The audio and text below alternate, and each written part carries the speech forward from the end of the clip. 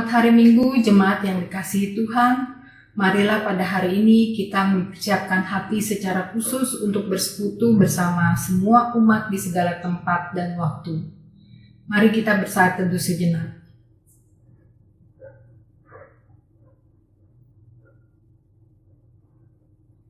Mari kita bersama-sama berdiri, kita mulai ibadah ini dengan mengagungkan Allah di bumi.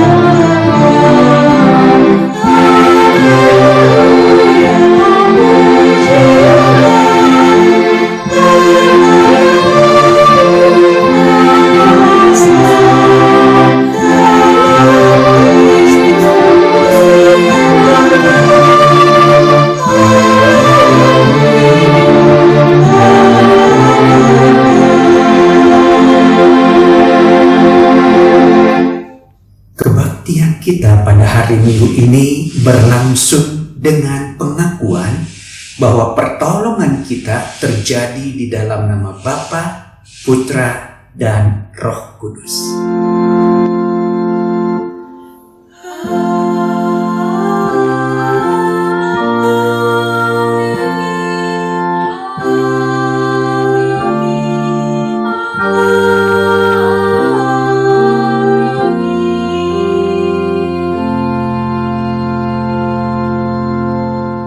Karunia dan damai sejahtera Allah, Bapa kita, dan dari Tuhan Yesus Kristus menyertai saudara sekalian.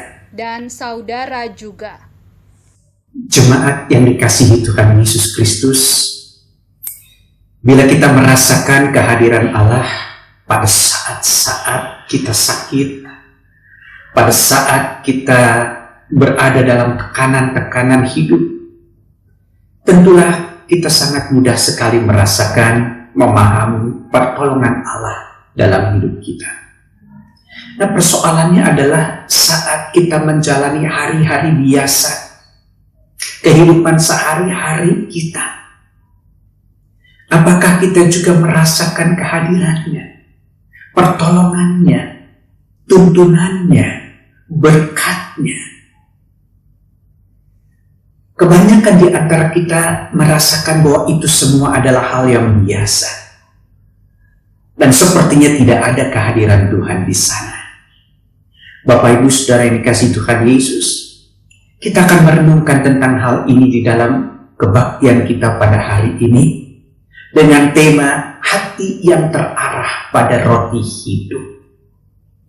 Dan ayat yang mendasarinya adalah dari Injil Yohanes pasal yang ke-6 ayat yang ke-35. Dicatat demikian, akulah roti hidup. Barang siapa datang kepadaku, ia tidak akan lapar lagi. Dan barang siapa percaya kepadaku, ia tidak akan haus lagi.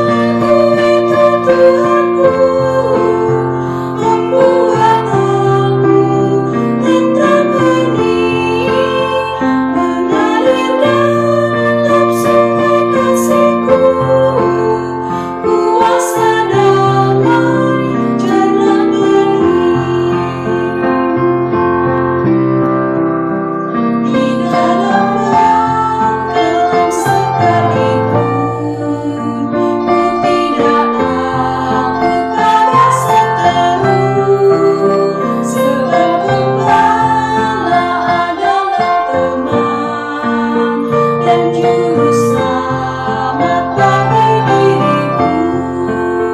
Oh gembala itu Tuhanku, membuat aku tentram ini, mengalir dalam sungai kasih-Ku, luas damai jalan benih. Bapak Ibu Saudara yang dikasihi Tuhan Yesus Kristus, kadangkala dalam hidup ini kita jarang melibatkan Tuhan.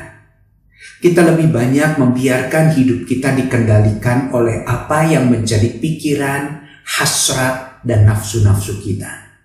Itu sebabnya seringkali kita mengecewakan hati Tuhan. Marilah pada hari Minggu ini, dalam kebaktian kita di hari ini, kita datang pada Tuhan. Kita mohon pengampunannya, karena kita percaya walaupun dosa kita merah seperti kirmisi, Tuhan mampu mengubah menjadi putih seperti salju. Saat ini saya undang Bapak Ibu Saudara sekalian untuk menundukkan hati dan pikiran kita ke hadapan Tuhan. Mintalah pengampunan daripadanya dan mintalah pertolongan darinya. Mari kita berdoa. Saya persilahkan Bapak Ibu Saudara sekalian menaikkan doa sesal Bapak Ibu Saudara sekalian. Silakan.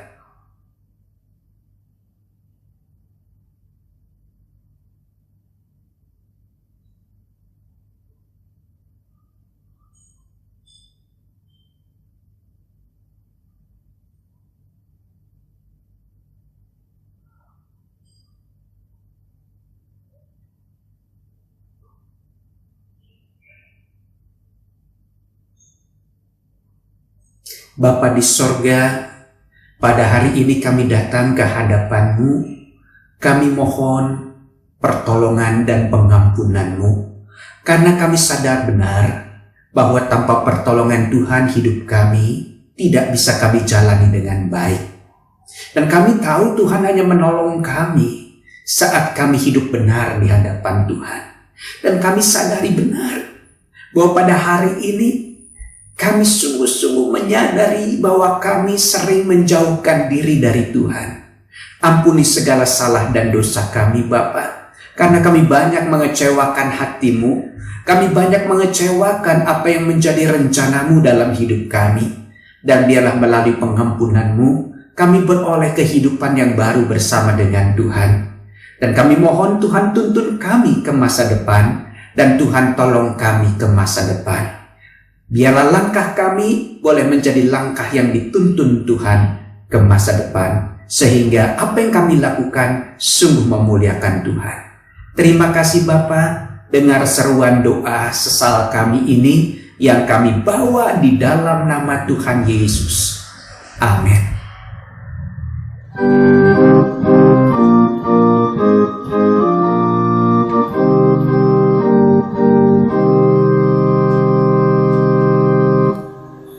Gereja bagai bahtera di laut yang seram, mengarahkan aduannya ke pantai seberang, melaut samudera dan badai menderu, gelombang zaman menghempas yang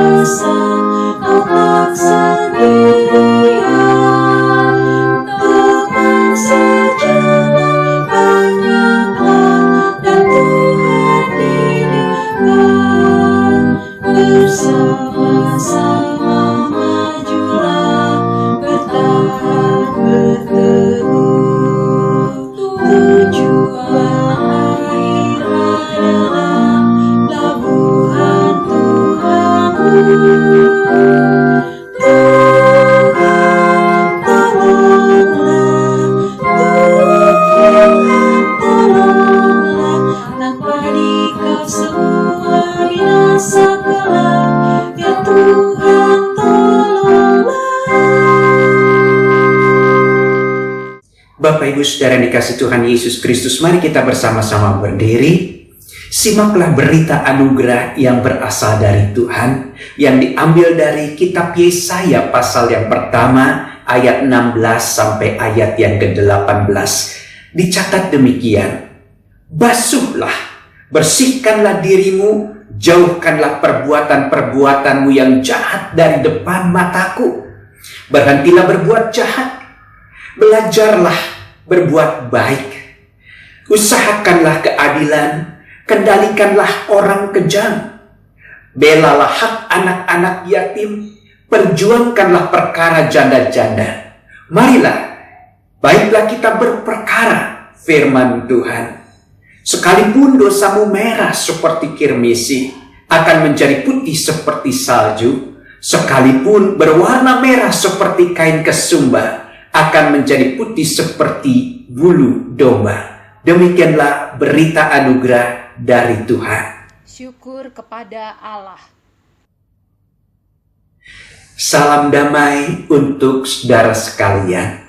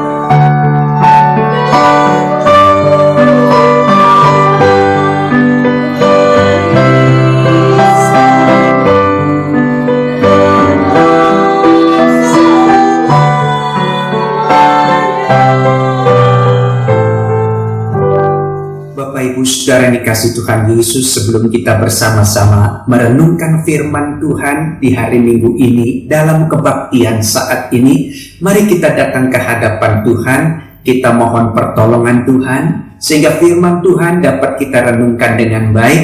Dan firman Tuhan bukan saja memberikan kekuatan, bukan saja memberikan arahan, tapi akan memampukan kita untuk menjadi pelaku-pelaku firman Tuhan. Mari kita berdoa. Kita datang pada Tuhan dan memohon pertolongannya. Mari kita berdoa. Tuhan Yesus, pada hari ini kami bersama-sama datang ke hadapan-Mu. Kami akan membaca firman-Mu dan merenungkannya. Biarlah bukan sekedar kami dapat mengerti apa yang menjadi kehendak dan rencana-Mu dalam hidup kami, tapi lebih daripada itu, kami mampu untuk menghayatinya dan kami dapat melakukannya dalam kehidupan kami sehari-hari. Dan biarlah apa yang kami jalani dalam hidup ini seturut dengan firman-Mu yang boleh kami renungkan pada saat ini. Terima kasih Bapa, dalam nama-Mu kami sandarkan perenungan kami saat ini. Amin. Mari Bapak Ibu sekalian, kita bersama-sama berdiri. Kita akan membaca firman Tuhan dari Injil Yohanes pasal yang ke-6 ayat 24 sampai ayat yang ke-35. Saya ulangi, Injil Yohanes pasal yang ke-6 ayat 24 sampai dengan ayat yang ke-35. Dicatat demikian. Ketika orang banyak melihat bahwa Yesus tidak ada di situ dan murid-muridnya juga tidak, mereka naik ke perahu-perahu itu lalu berangkat ke Kapernaum untuk mencari Yesus. Ketika orang banyak menemukan Yesus di seberang laut itu, mereka berkata kepada Yesus, "Rabi, bila manakah Engkau tiba di sini?"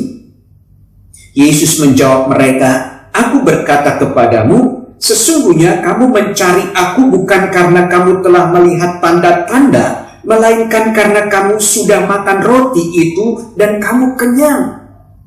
Bekerjalah bukan untuk makanan yang akan dapat binasa, melainkan untuk makanan yang bertahan sampai kepada kehidupan yang kekal, yang akan diberikan Anak Manusia kepadamu. Sebab dialah yang disahkan oleh Bapa Allah dengan meterainya.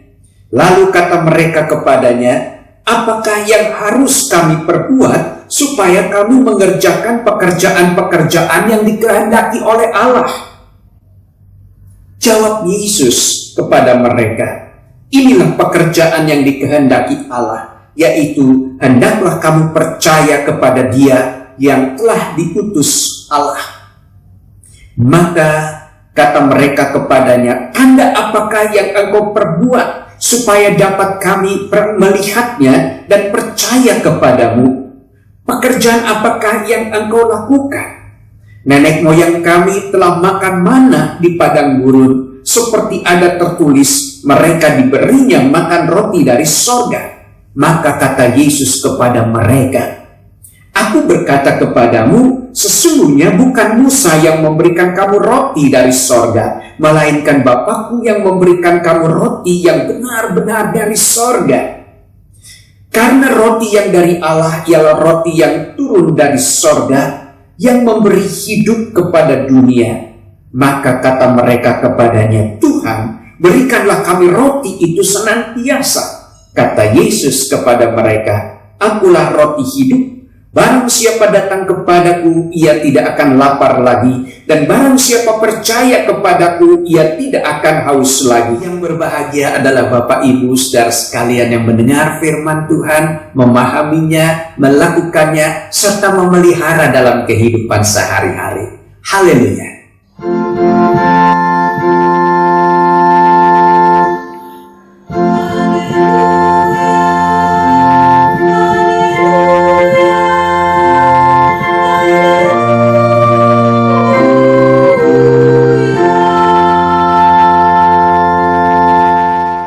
Bapak Ibu saudara yang dikasihi Tuhan Yesus Kristus, masih ingatkah Bapak Ibu sekalian saat Yesus dicobai di padang gurun? Saat itu memang Yesus sangat lapar sekali. Dan di saat yang tepat, si iblis datang pada Yesus dan dia mulai menggoda Yesus. Si iblis mengatakan, kamu kan anak Allah, punya kuasa Allah. Coba ubah batu ini agar menjadi roti. Jadi apa yang menjadi godaan si iblis pada waktu itu tepat sasaran. Tepat di saat Yesus baru saja menjalani puasa 40 hari lamanya. Dan pada saat itu Yesus sedang lapar. Jadi tepat waktunya, tepat keadaannya, tepat situasinya, si iblis datang dan menggoda Yesus. Saudara dikasihi Tuhan Yesus Kristus, namun apa yang dikatakan oleh Yesus di dalam Injil Matius pasal yang keempat, ayat yang keempat, dikatakan bahwa manusia itu hidup bukan karena dari roti saja, tetapi manusia itu hidup dari segala firman yang keluar dari mulut Allah. Saudara, ayat ini mempunyai kesejajaran dengan firman Tuhan yang baru saja kita baca tadi, khususnya dan di ayat yang ke-35. Akulah roti hidup. Barang siapa datang kepadaku, ia tidak akan lapar lagi. Dan barang siapa percaya kepadaku, ia tidak akan haus lagi. Saudara, apa arti kedua ayat ini? Saudara, pada zaman sekarang ini, di saat kita menjalani kehidupan kita di masa pandemi, bahkan mungkin sebelum pandemi, hidup kita dikendalikan oleh 3 hal. Saya ingin ajak saudara merenungkan 3 hal ini. Saudara, yang pertama itu looking good. Kemudian yang kedua itu adalah feeling good. Yang ketiga adalah having good. Saudara, apa 3 istilah ini artinya untuk saudara dan saya? Orang pada zaman sekarang ini, saudara, hidupnya dikendalikan oleh apa yang dia lihat, apa yang dia nilai baik, looking good. Mereka selalu mencari apa yang mereka lihat baik, dan tentu yang mereka lihat baik ukurannya adalah baik menurut mereka, baik menurut ukuran dunia ini.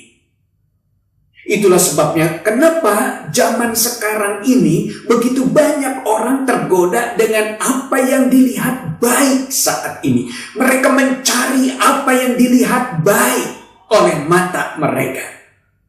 Saudara dikasihi Tuhan Yesus Kristus. Hal yang kedua, saudara, diajarkan tentang kenyamanan, feeling good.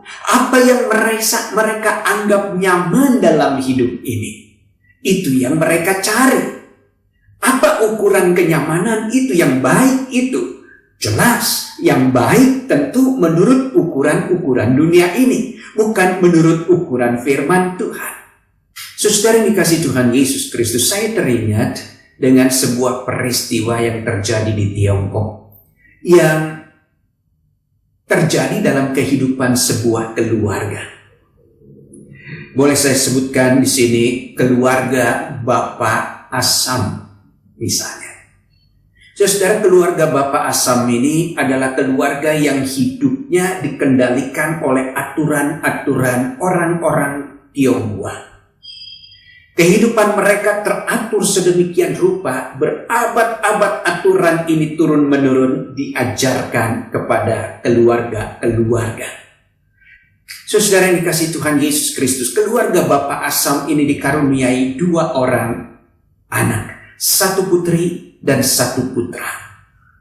Saudara, mereka membesarkan kedua putra-putrinya ini di dalam aturan-aturan masyarakat yang berlaku saat itu.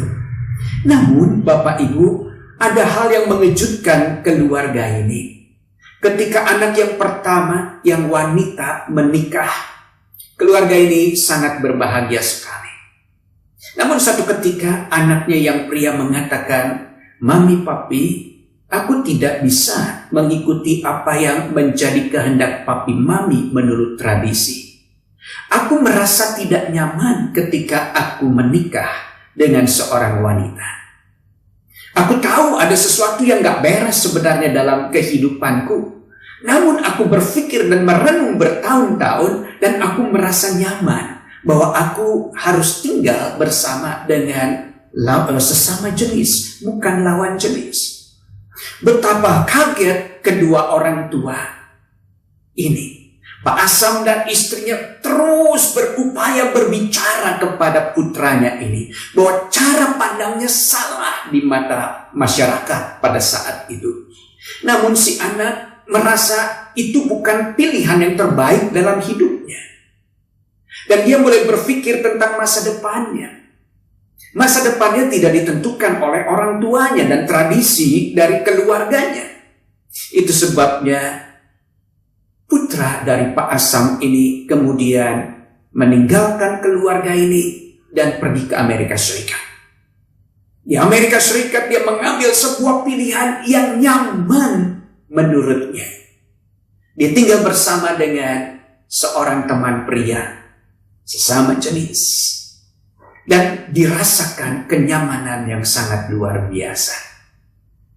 Saudara dikasihi Tuhan Yesus Kristus, Pak Asam berkali-kali berbicara dengan istrinya untuk putranya ini. Apa yang harus kita lakukan untuk dia?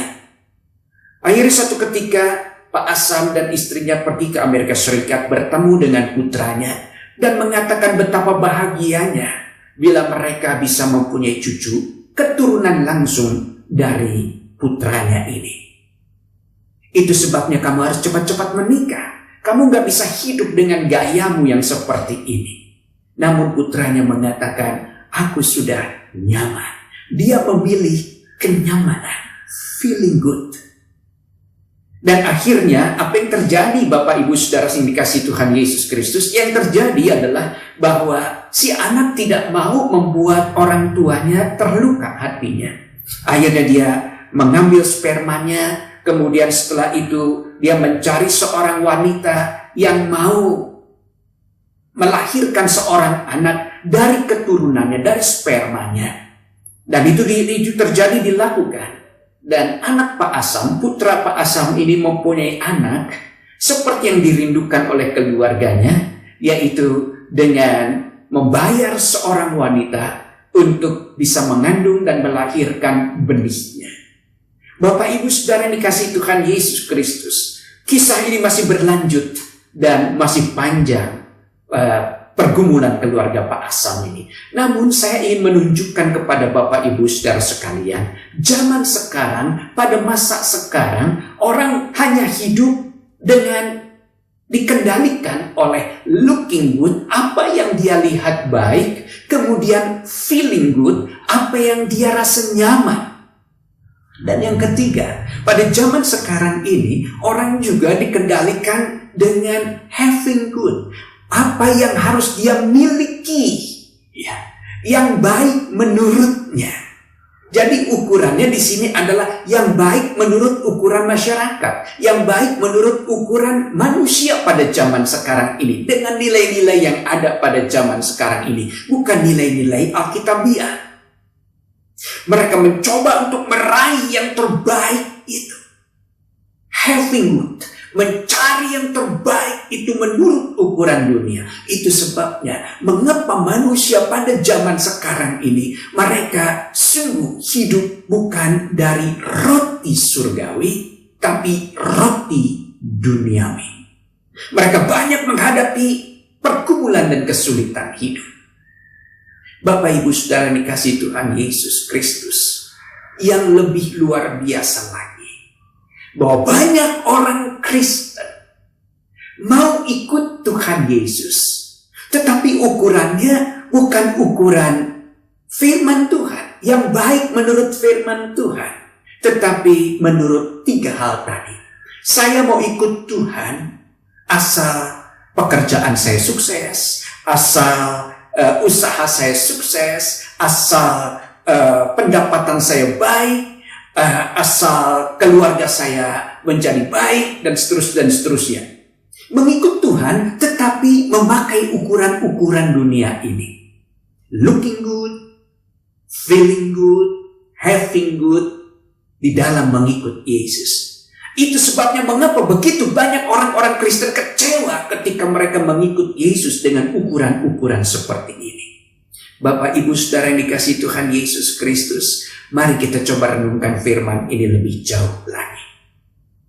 Bapak Ibu yang dikasihi Tuhan Yesus Kristus, begitu banyak orang datang mencari Yesus. Dan mereka mengatakan, kok kamu bisa ada di tempat ini? Mereka mencari Yesus bukan karena mereka percaya pada Yesus. Mereka mencari Yesus bukan karena mereka mau ikut Yesus, menjadi murid Yesus. Tetapi Yesus mengatakan, karena kamu sudah makan roti yang diberikan oleh Tuhan, roti duniawi.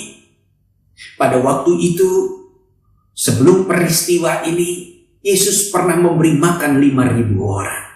Dan orang-orang ini mencari Yesus karena mereka sudah kenyang, karena mereka ingin mendapatkan sesuatu yang lain. Itu yang tadi saya katakan, mengikut Tuhan dengan ukuran-ukuran dunia ini. Looking good, feeling good, dan having good. Saudara, itu sebabnya Yesus mencela orang-orang yang mencari Yesus. Dan mereka boleh bertanya pada Yesus, bukankah Allah kita itu adalah Allah yang baik, yang memberikan mana dari sorga? Jadi menurut mereka saat itu, yang disebut dengan Allah itu adalah Allah yang mencukupi dan memenuhi apa yang menjadi kriteria-kriteria mereka dalam hidup. Saudara, sungguh sangat terbalik sekali apa yang mereka pahami, apa yang orang-orang Yahudi waktu itu mencari Yesus pahami tentang bagaimana mengikut Tuhan. Saudara, Tuhan Yesus mengatakan, kamu gak perlu mencari roti itu, karena roti duniawi hanya mengenyangkan kamu sesaat. Namun, akulah roti hidup, roti yang mampu memberikan kepadamu bukan saja kekenyangan jasmani, tetapi yang lebih utama, yaitu kepastian hidup yang kekal, yang rohani. Bapak Ibu Saudara yang dikasihi Tuhan Yesus Kristus, memang sulit sekali buat kita untuk memahami tentang hal ini Bapak Ibu.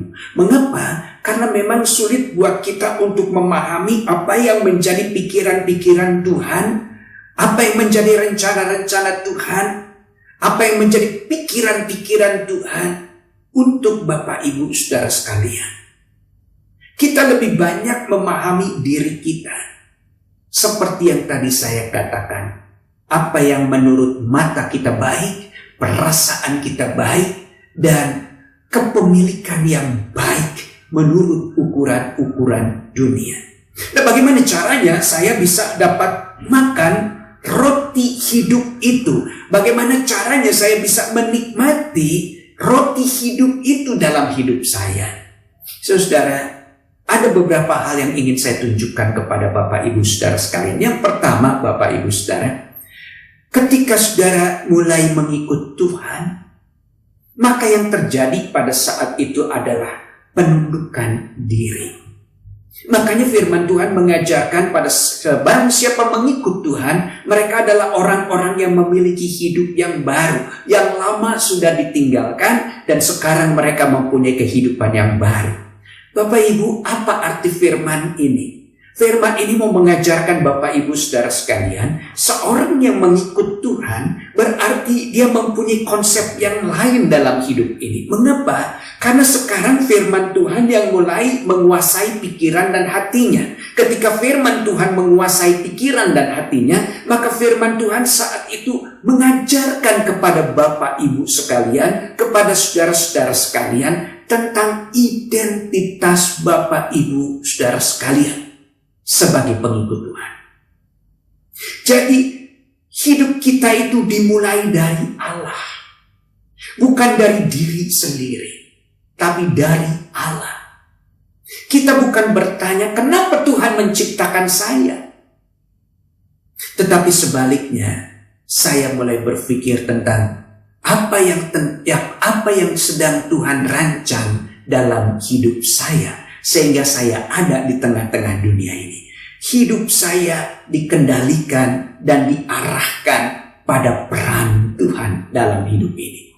Bapak Ibu Saudara dikasihi Tuhan Yesus Kristus, firman Tuhanlah yang membuat saudara mulai berpikir dan merenung tentang identitas diri. Saya adalah ciptaan Tuhan. Saya adalah milik Tuhan. Saya ada karena Tuhan. Kenapa saya ada di tengah-tengah keluarga saya? Karena Tuhan mempunyai rencana dalam hidup saya dan keluarga saya. Kenapa saya memiliki pekerjaan yang seperti ini sekarang ini? Karena Tuhan mau mengajar saya. Karena Tuhan, karena Tuhan, karena Tuhan. Bapak Ibu Saudara yang dikasihi Tuhan Yesus Kristus, bisakah kita mulai kehidupan kita dengan identitas diri kita? Karena Tuhan, bukan karena saya, tapi karena Tuhan mengizinkan ini semua terjadi dalam hidup saya. Karena Tuhan punya rencana, karena Tuhan punya kehendak, karena Tuhan punya rancangan-rancangan yang begitu mendetil dalam hidup kita, yang mungkin sekarang kita tidak mengerti, tapi nanti kemudian kita semakin mengerti. Yang kedua, saudara, dalam berjalan mengikuti Tuhan, kita ini seperti seorang yang sedang bermain puzzle, menghubungkan setiap peristiwa-peristiwa yang terjadi dalam hidup kita. Dari peristiwa yang kecil ke peristiwa yang kecil yang lain. Ketika kita hubung-hubungkan, maka kita akan melihat sebuah gambaran yang luar biasa dalam hidup ini. Sebuah gambaran besar dalam hidup ini. Saudara, itu yang dimaksud dengan sebuah blueprint yang dapat saya mengerti dalam hidup saya ketika saya mulai menundukkan diri saya dalam pikiran-pikiran Tuhan.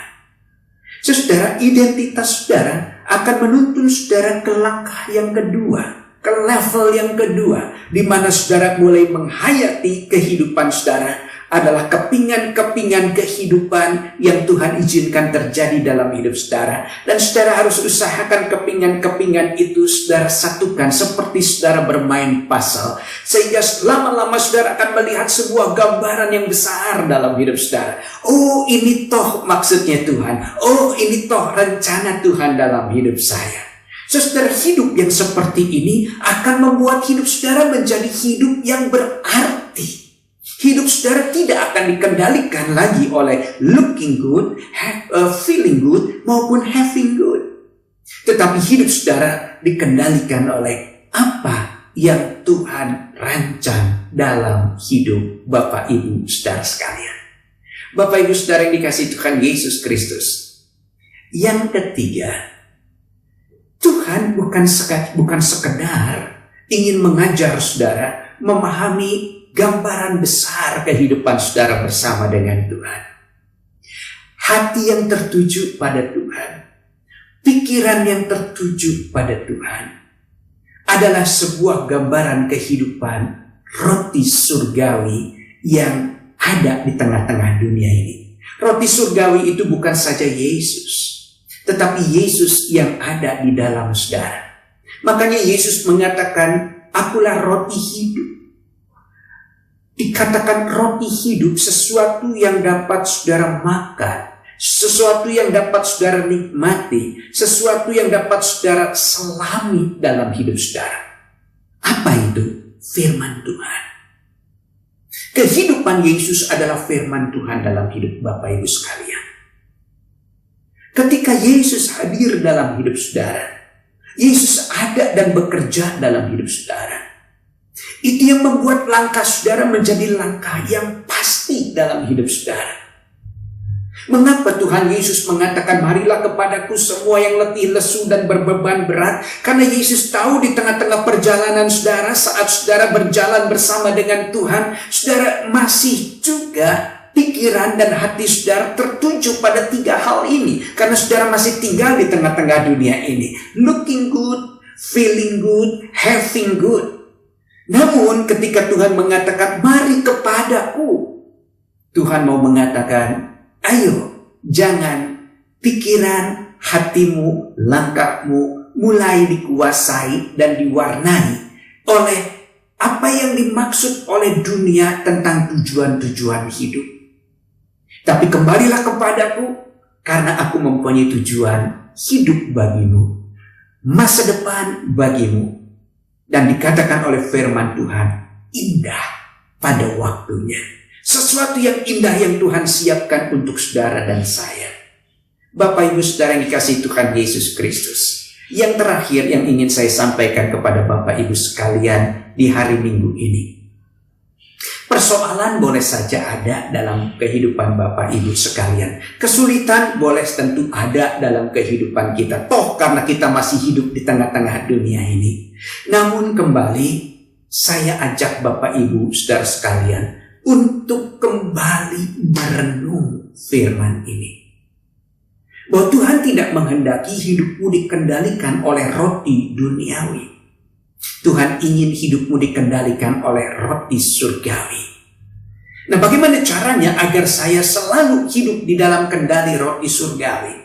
Firman Tuhan mengatakan, percayalah kepadaku, bersandarlah kepadaku, berharaplah kepadaku, dan peganglah firman-Ku. Bapak Ibu saudara dikasihi Tuhan Yesus Kristus. Ada seorang pendeta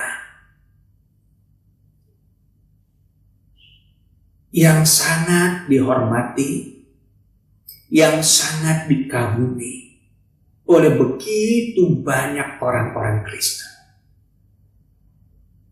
Hidupnya sangat diberkati Tuhan. Namun satu ketika dia ingin bunuh diri. Mungkin Bapak Ibu bertanya, mengapa pendeta ini ingin bunuh diri?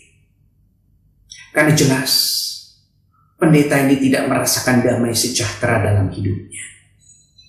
Dia hanya berpikir keras, bekerja keras untuk mampu melakukan hal-hal yang baik.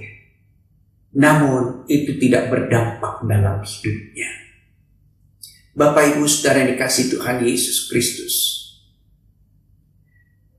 itu yang menyebabkan akhirnya di satu malam pendeta ini mengambil pistol dan kemudian dia sudah taruh pistolnya di atas, di keningnya. Dan dia mengatakan pada dirinya, "Hai jiwaku, sekarang tenanglah jiwaku." Saudara, pada saat dia hendak menghabisi hidupnya, dia mendengar telepon berdering. Dia mengambil handphonenya. Dan ketika dia melihat siapa yang telepon, dia kaget. Karena anak satu-satunya yang menelepon dia. Dan ketika dia angkat dan dia tanya, "Ada apa, anakku?" Anaknya mengatakan, "Papi, saya ada di jembatan besar. Sebentar saya akan terjun ke air yang deras di bawah. Saya mau mengakhiri kehidupan saya." Dan pendeta ini terkejut. Mengapa anaknya juga melakukan hal yang sama? Dan ketika dia bertanya, "Kenapa kamu melakukan hal itu?" Si anak mengatakan, "Saya seperti orang yang hidup tanpa seorang ayah. Ayah yang selalu sibuk dan dipuja-puji oleh begitu banyak orang. Dan selalu mencari puji-pujian orang. Namun, saya tidak pernah merasa hadirnya seorang ayah yang hadir dalam kehidupan saya. Itu sebabnya saya mau mengakhiri kehidupan saya karena saya merasa hidup saya sia-sia." Bapak Ibu Saudara yang dikasihi Tuhan Yesus, sang pendeta bertanya, "Di mana kamu sekarang? Saya akan datang ke sana." Dan si anak memberitahu tempatnya. Dan saat itu juga sang pendeta langsung cepat-cepat datang ke tempat anaknya. Benar saja ada di jembatan yang besar.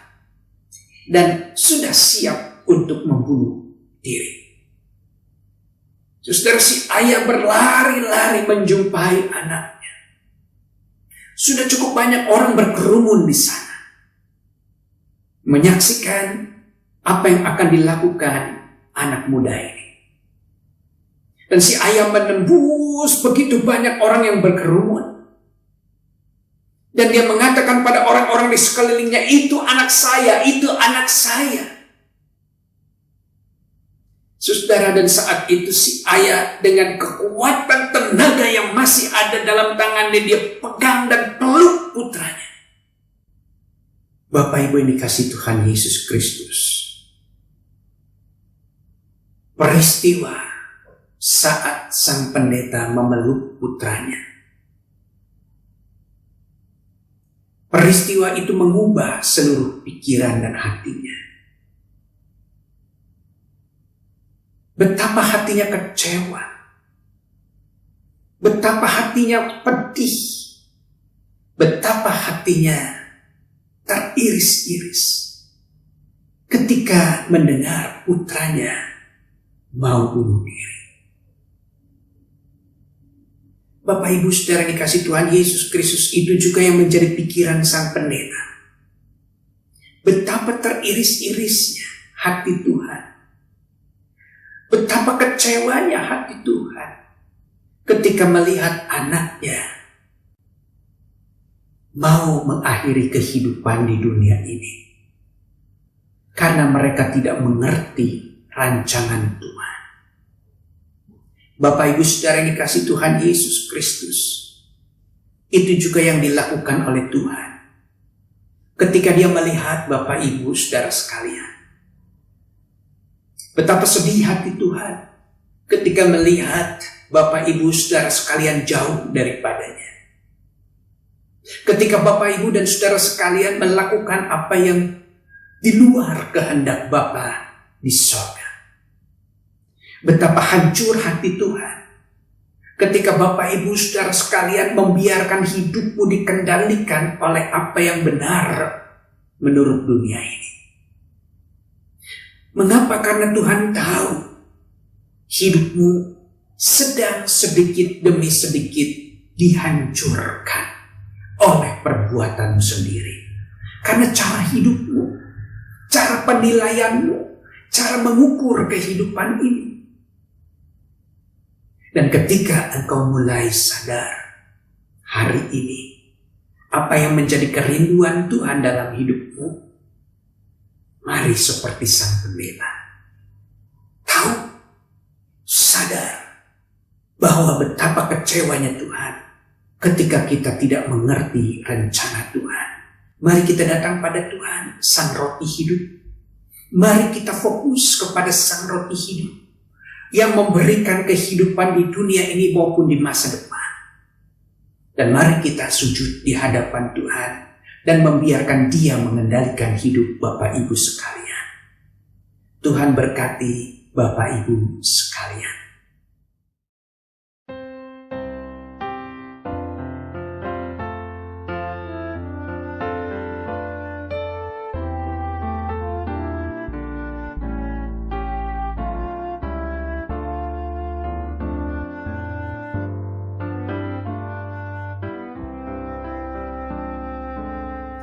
Marilah kita bersama berdiri dan mengakui pengakuan iman kita seturut dengan pengakuan iman rasuli yang berbunyi, Aku percaya kepada Allah, Bapa yang Maha Kuasa, Khalik langit dan bumi, dan kepada Yesus Kristus, Anaknya yang tunggal Tuhan kita, yang dikandung oleh Roh Kudus, lahir dari anak darah Maria, yang menderita sengsara di bawah pemerintahan Pontius Pilatus, disalibkan, mati, dan dikuburkan, turun ke dalam kerajaan maut.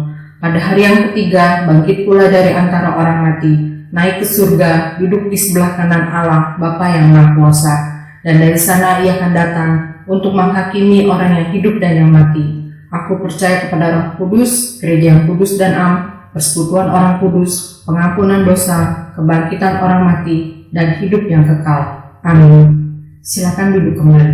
Mari Bapak Ibu sekalian kita bersama-sama berdoa di dalam doa syafaat kita. Tuhan Yesus, terima kasih untuk ibadah yang boleh terjadi sampai saat ini. Semua karena kasih Tuhan yang mau mengantar kami, mengarahkan kami untuk hidup padamu, untuk hidup bersandar padamu, untuk selalu hidup di dalam Engkau dan Engkau di dalam kami. Engkaulah sang roti hidup yang memberikan kepada kami kehidupan, sehingga kami tidak lapar dan haus lagi, tapi sungguh kami boleh hidup di dalam sukacita dan damai-Mu. Bapa di sorga, kami ingin berdoa untuk pemerintah saat ini, yang terus-menerus sedang berupaya untuk dapat membuat kehidupan masyarakat Indonesia menjadi normal kembali. Walau saat ini masih harus berjuang mengatasi pandemi COVID dan variannya. Dan kami percaya Tuhan punya rencana yang luar biasa untuk pemerintah. Berikan kepada mereka kekuatan, kemampuan, dan hikmat-Mu, sehingga mereka dapat menuntun, membimbing masyarakat Indonesia karena kekuatan dan topangan-Mu.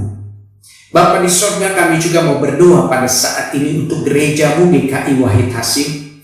Tuhan, tuntun gereja-Mu, Tuhan berikan kepada gereja-Mu kekuatan dan kemampuan dalam melayani-Mu, sehingga setiap orang yang dilayani, mereka boleh menjadi orang-orang yang penuh dengan sukacita karena terlayani oleh gereja-Mu. Bapa di sorga, kami juga berdoa saat ini untuk setiap orang yang melayani Tuhan di gereja-Mu GKI Wahid Hasim, dan untuk setiap orang yang melayani gereja-Mu dimanapun gereja-Mu berada di muka bumi ini. Biarlah dengan kekuatan Tuhan, dengan tuntunan Tuhan, mereka boleh menjadi pelayan-pelayan Tuhan yang menyukakan hati Tuhan. Bapa di sorga, kami juga berdoa saat ini untuk saudara-saudara kami yang sakit, baik yang terpapar COVID-19 maupun juga karena sakit yang lain. Tuhan, kiranya Tuhan tolong pulihkan mereka. Biarlah dengan kuat kuasa-Mu, Engkau memberkati setiap pengobatan yang dilakukan. Engkau juga memberkati setiap upaya, usaha untuk pengobatan yang sedang dijalankan, sehingga semuanya mendatangkan kesembuhan bagi anak-anak-Mu. Tuhan Yesus, kami juga berdoa untuk keluarga kami juga ingin berdoa untuk masa depan kami. Tuhan sertai keluarga dan masa depan kami. Terima kasih Bapa di sorga. Kami juga mau berdoa untuk ibadah-ibadah online yang terjadi saat ini, di hari Minggu ini. Biarlah Tuhan berkati agar menjadi berkat bagi setiap orang percaya dimanapun mereka berada. Terima kasih Bapa, dengar seruan doa kami yang kami bawa di dalam nama Tuhan Yesus. Amin. Jemaat yang dikasihi Tuhan, kini tiba saatnya kita memberikan yang terbaik bagi Tuhan. Persembahan yang kita berikan ini juga adalah asalnya dari Tuhan. Oleh sebab itulah, kita harus terus mengucap syukur atas berkat-berkat Tuhan ini. Ayat persembahan diambil dari Roma 12 ayat 1.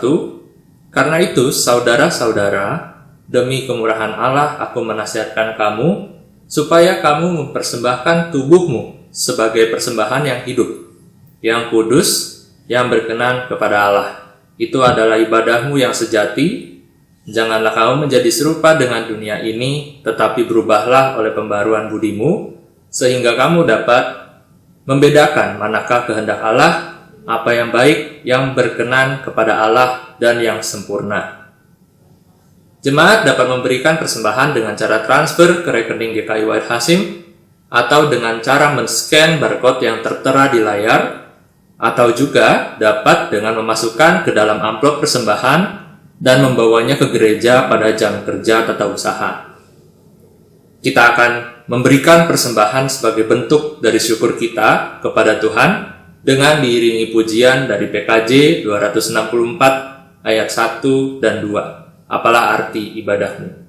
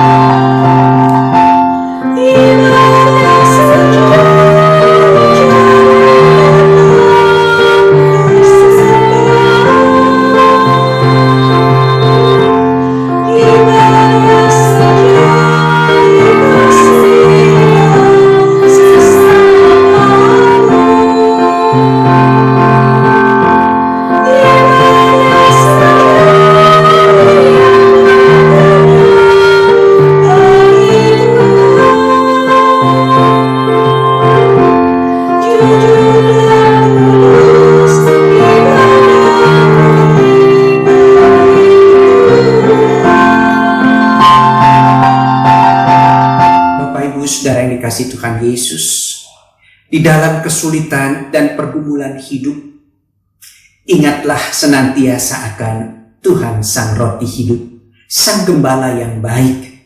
Tuhan menyertai saudara senantiasa. Dan oleh karena itu janganlah takut untuk bersaksi dan memberitakan kabar baik senantiasa.